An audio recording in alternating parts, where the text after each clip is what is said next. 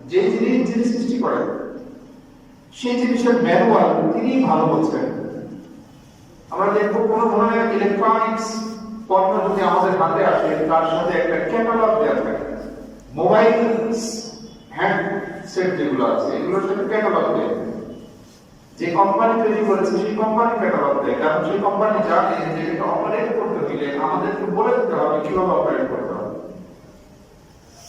তেমনি ভাবে আল্লাহ সুবহানাহু ওয়া তাআলা এই পৃথিবীকে সুন্দর করে সৃষ্টি করে পৃথিবী পরিচালনা করবার ম্যানুয়াল, এটি ক্যাটালগ নবী রাসূলদের মাধ্যমে আমাদের কাছে দিয়েছেন।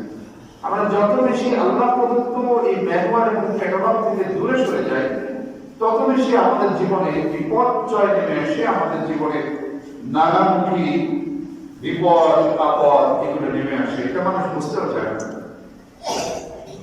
আল্লাহ সুবহানাহু ওয়া তাআলা যে জাতকে বিজয়ের স্বাদ দেন, বিজয়ের স্বাদ দেওয়ার পরে সেই জাতি যদি আবার সেই ক্ষমতার অপব্যবহার করে, সেই জাতি যদি আবারও বিজয় পাওয়ার পরে, স্বাধীনতা পাওয়ার পরে সেই স্বাধীনতার মান রক্ষা নিজেরা না করে, তাহলে আল্লাহ তাআলা বিজয়কে ছিনিয়ে নেন।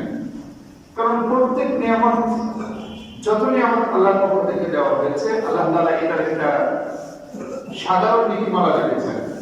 সেই নীতিমালা কি?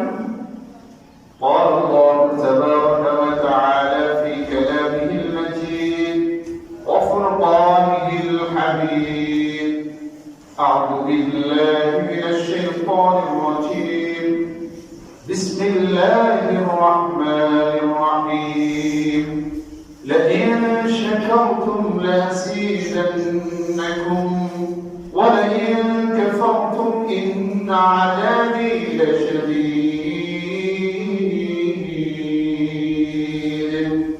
পবিত্র কালামুল্লাহ পাকে আল্লাহ তাআলা ইরশাদ করেন, পৃথিবীর মানুষ তোমাদেরকে যত নিয়ামত দেওয়া হয়, এই নিয়ামত পেয়ে নিয়ামতের নাশুকরি করো না। নিয়ামত পেয়ে তোমরা কৃতজ্ঞতার বদলায় অকৃতজ্ঞ হয়ে যেও না। আল্লাহ তাআলা বলেন, লাইন শাকারতুম লাযীদান্নাকুম। পৃথিবীর মানুষ তুমি যদি নিয়ামতের শুকরিয়া আদায় করো, নিয়ামত পেয়ে যদি আল্লাহকে স্মরণ রাখো, নিয়ামত পেয়ে যদি নিয়ামতের অপব্যবহার না করো, আল্লাহ বলেন লাযীদান্নাকুম, অবশ্যই আমি এই নিয়ামতকে আরো বাড়িয়ে দেই। সুবহানাল্লাহ।